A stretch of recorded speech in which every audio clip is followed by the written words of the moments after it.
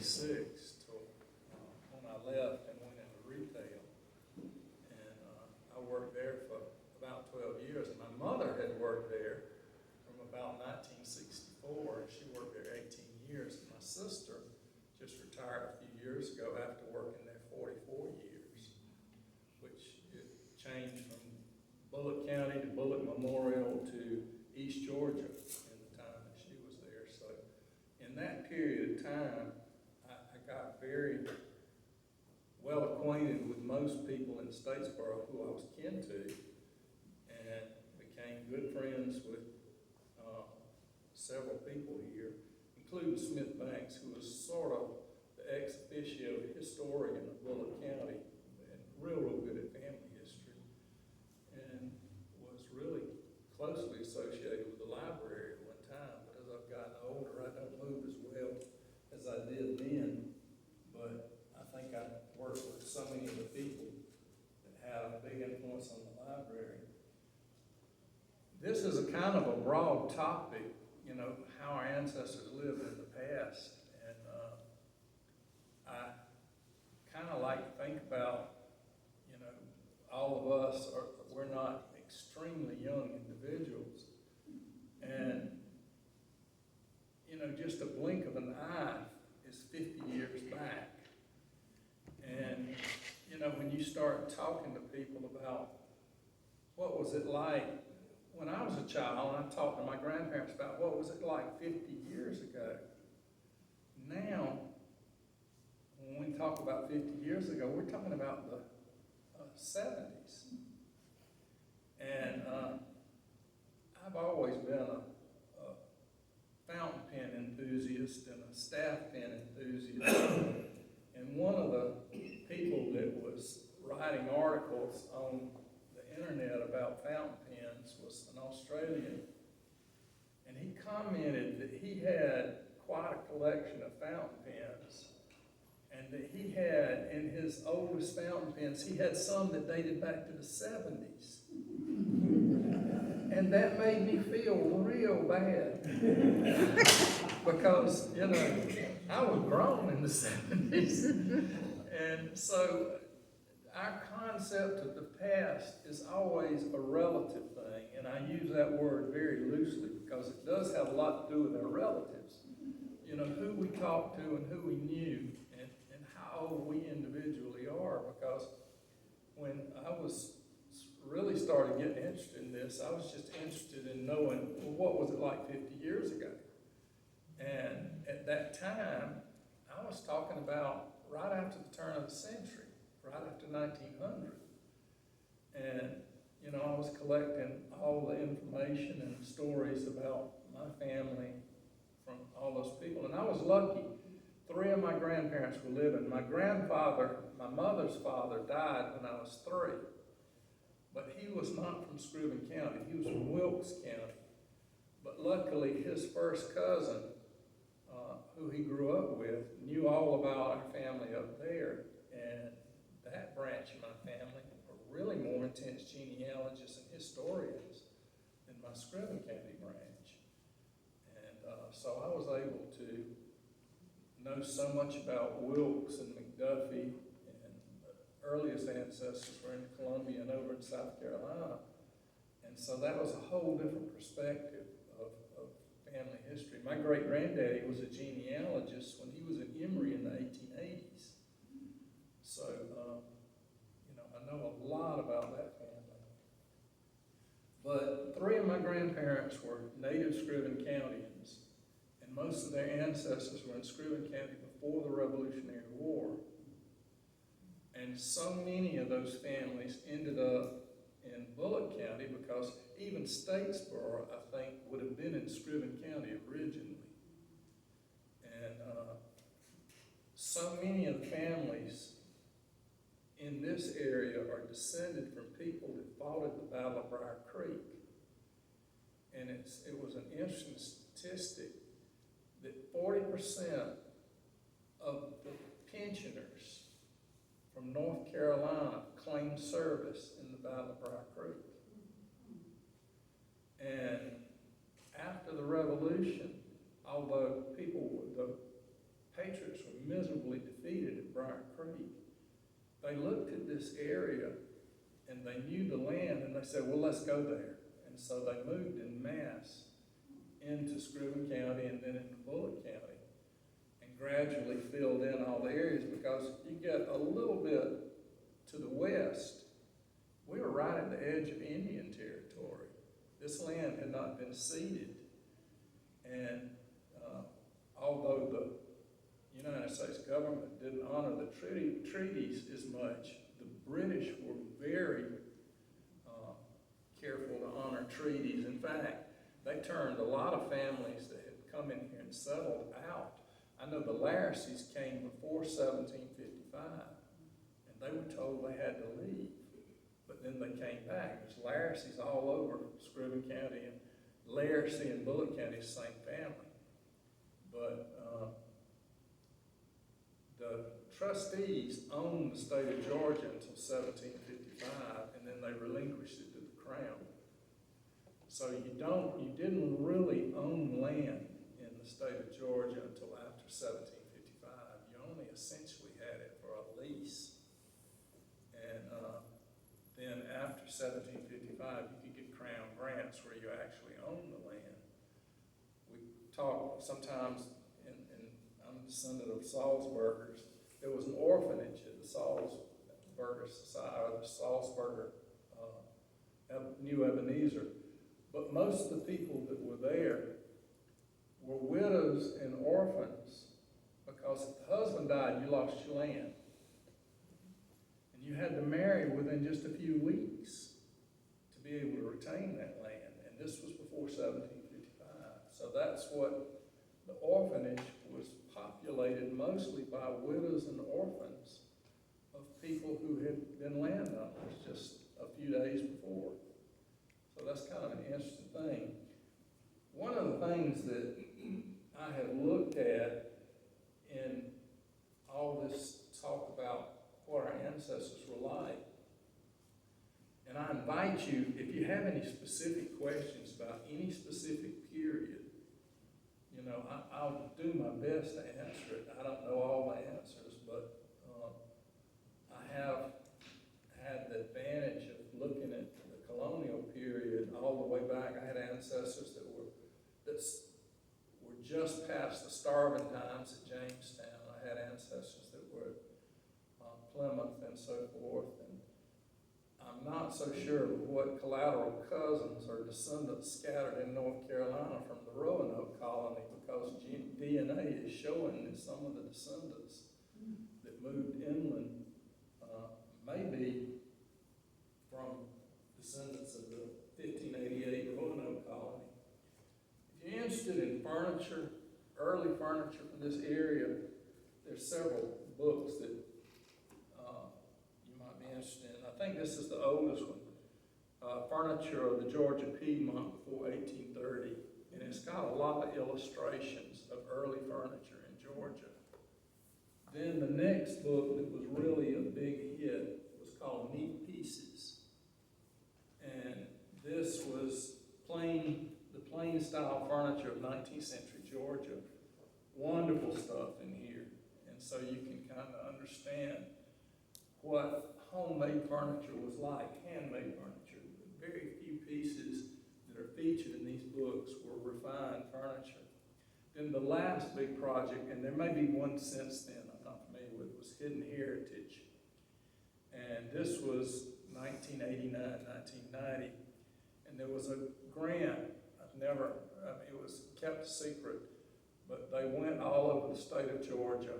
Pamela Wagner, and she surveyed county by county what pieces of furniture and decorative arts people had, and Mary Carolyn Pender, that was with her, photographed everything, and they created quite an archive of Georgia, and it was stored, the collection stored at the Georgia Archives. I don't know how to access it though, but the interesting thing was is they spent a good bit of time in Bulloch County, and there's even a chair featured in this book that Smith Banks owned that belonged to Samuel Alderman. And the interesting thing about it, it had its original cowhide bottom in it, and there was a brand,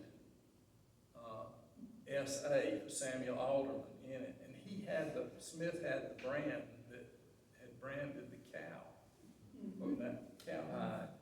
And I had a piece that was featured, and I actually loaned it to the High Museum for a period of about a year.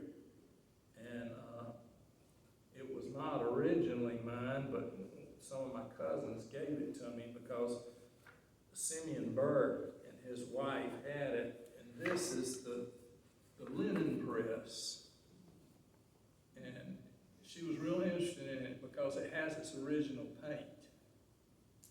And nowhere in the survey did they find this kind of motif with the diamonds. And it's 6 feet tall, 6 feet wide, and almost 3 feet deep. It's huge. And I was so impressed at how they moved it out of my house and down the steps, because it took about 4 people to get it in my house, and because of some of the changes that have been made, I doubt you'll ever get it out. You know, the house will probably burn down or fall down one day before that piece of furniture ever leaves. But it was an interesting piece, and I have several pieces that in my house that belong to my great-great-grandfather and his wife, Simeon and Anna Brinson Berg. Simeon lived about 4 or 5 miles from me, but when my great-grandmother Lee was a Berg, Simeon and Anna were her parents, in the late 1890s, her mother, Anna Brinsenberg, who had been born in what's now Jenkins County, came and lived there until her death in 1903. And she brought quite a bit of the furniture that they had, which was all handmade furniture. And most of that furniture is still there, as are, most of the furnishings in the house that I live in. My house was built, by the way, in 1879. And it's the second house that was there. My great-great-granddaddy bought the farm in the 1850s. He had a house that's somewhat behind where I live. And they built the house in 1879. And he and his wife moved into the house. His name was Josiah Lee, and his wife was Charity Ann Best. They moved in the house that year, and Josiah died in 1882, and Charity Ann died in 1892. And I sleep in the bedroom where my great-grandparents stayed, and the old people lived in the bedroom right across the hall. So 3 of my great-great-grandparents died in the bedroom right across the hall from me. I like to tell people, great-grandparents lived in this room. My great-granddaddy died in this room. My granddaddy was born in my bedroom, and my daddy was born in my bedroom. So, there was a famous collection. Said it takes a heap of living and dying to make a house a home. And it's really, really interesting. My granddaddy knew a lot of the details about how our house was built. And Lee built our house, but we were unrelated to him. His name was Toss Lee, and he lived across the creek from us. But he built the house in 110 days by himself. It's 4 bedrooms downstairs with a central hall and 2 large rooms upstairs. And then a kitchen and dining room that was separate, connected with a breezeway. He built the kitchen first and finished and planed all the lumber in there. And the only thing, he had 1 day's labor to help him raise the heavy timbers up into the rafters, the upper part of the house. But everything else he did himself, and I think he only had 2 planes, because all the molding in the house is a variant of those planes. And he bought the doors, he bought the windows, and the locks and so forth, everything else he made. But he miscounted. So he had to make a door for the back door of the hall. And that's the only door that he actually made himself. But there's no dead spaces in the walls, so it's just like, you know how cold it was this morning. It was just that cold inside my house. Whatever it was outside, it was just that cold inside. Because there's no insulation in my house at all. And you can't really heat it, because our ancestors didn't live in heated homes. The only side of you that was warm was that which was facing the fireplace. And, you know, you'd stand in front of the fireplace, and I don't mean to offend anybody, but the old ladies would stand in front of the fireplace and pull their dress tails up and warm. And some of you may have seen grandmothers and aunts and so forth doing that. But that, you know, there was just no concept of staying warm. An elderly woman that was widowed would usually have a grandchild or somebody to sleep in the bed with them to keep them warm. And in those days, you slept on feather mattresses. Of course, that was pretty warm too.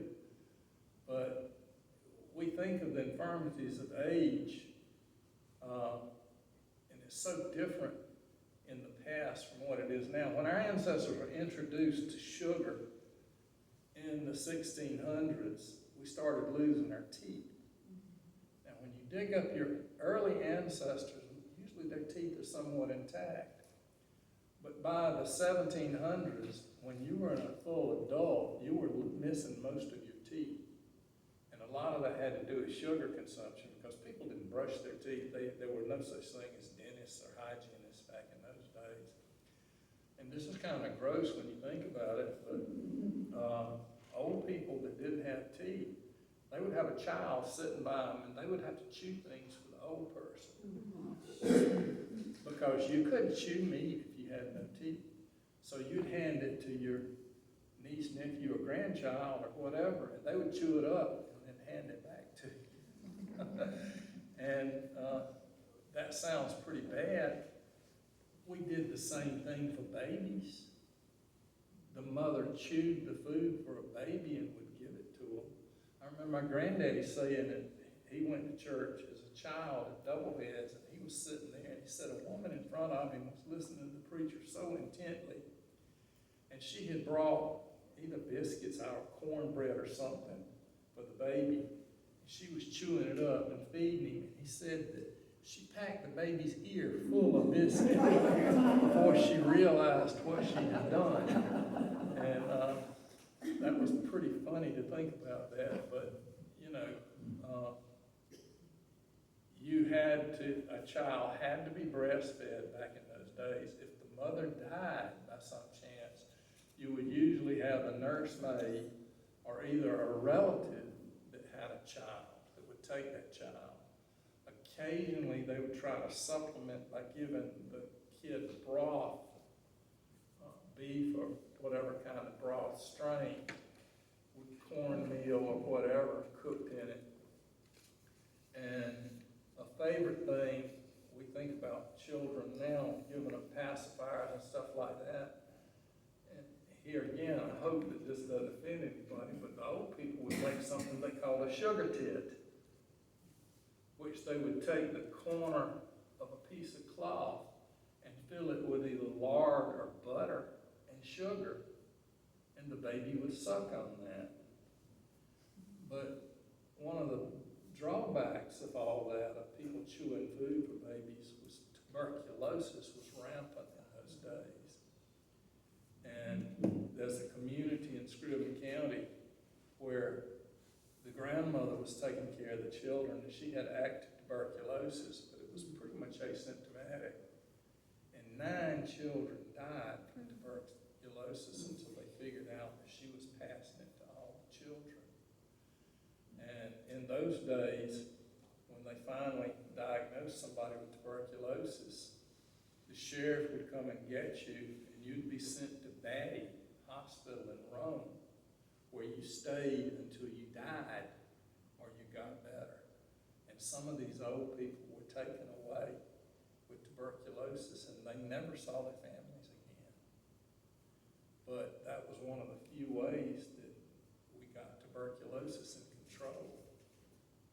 And, just to show you how different things are with medicine, appendicitis was fatal before antibiotics. Nobody would survive that. You couldn't cut into somebody's abdomen.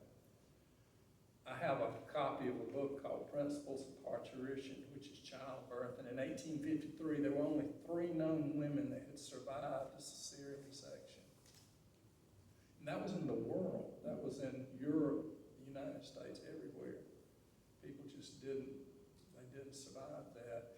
It was, if a doctor entered your abdomen without full consent from everybody, he could be put to death for that. And most of the things that doctors did was they would hold your hand until you died. They knew how to amputate arms and legs, but that was about it. And some pretty strange things. And when a family had a contagious disease, you would hang a white rag at the front door or at the gate to let people know that there was something contagious going on and that nobody needed to come there. When a member of that family or somebody died with a contagious disease, most of the time you would lay the dead out, but if they were real infectious, you would just shroud them, which was essentially a sack that they would draw up around the neck with a drawstring, but if they were too infectious, they would just draw it up to their head and pull it tight, put them in a coffin, and you would set the coffin at the corner of the fence of the yard, and the people would come up in a wagon and pick up the coffin with ropes so they didn't have to touch it, because there was so much fear. One of the stories that I'll tell you was that the ancestor of the Freemans in Scriven County, when General Sherman's army came through Scriven, and there were 3 wings. Scriven County had a population of about 5,000 people then, and there were 30,000 Union soldiers that came through in December of 1864. And Miss Freeman was really smart in that she went out and put white rags at the fence gate and on the door. And when the Union Army came up to her yard, she said, "There's smallpox in this house." And they just skedaddled. There was no smallpox, but she was smart enough that whereas most houses they went to and they ransacked, they didn't burn the houses, but they would ransack it. And if they found anything of value, like silver or whatever, they would take it. That was my great-great-granddaddy Simeon Burke. They went back after dark with so-called scalawags, and they had seen his gold pocket watch, and they took his pocket watch, because what were you going to do? And people were very evasive about that particular time, about hiding whatever they had. You would bury cured meat, very valuables, and you'd feed hogs over it, hoping that they wouldn't find it, but pretty quickly they caught on to that. And some of the silver survived in one branch of my family because the old ancestor pulled up the fence post and dropped the silverware down in the holes and put the fence post back in. They didn't figure that out though. So a few things survived.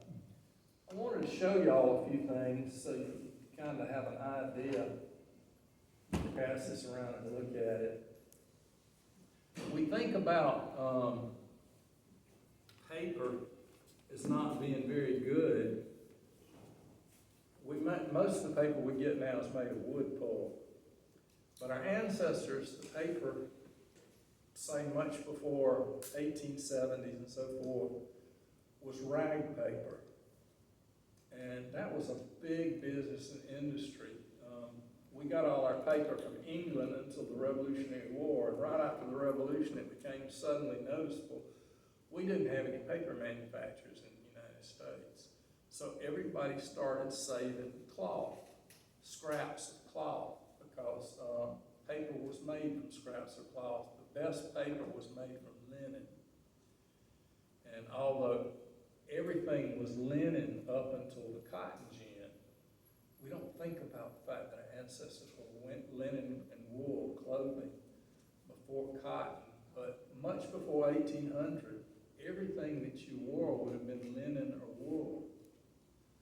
And you don't think about that as something local, but in the states of Scriven and even Bulloch County, you'll see something called the little wheel or the Saxon wheel. And that's how they spun flax. And cotton was just not a crop, although cotton had been gin for 10,000 years. They found churka gins in Mohenjo-Daro in India that are 10,000 years old. But it wasn't until Eli Whitney perfected a gin really that people could use, and cotton became a fiber, and it almost instantly replaced linen, because from the time you could make a piece of linen to make, say, a man's shirt, maybe almost 2 years had elapsed. That's how long it took to process linen. You have to pull it up, you have to put it in a creek or a stream and let it rot. It's called retting. That's why a lot of creeks are still called retting creeks. And everything that you had to do with it, you had to separate the fibers. You mangled it by beating it between, a lot of times they'd have a hinged frame where they would slam a board down on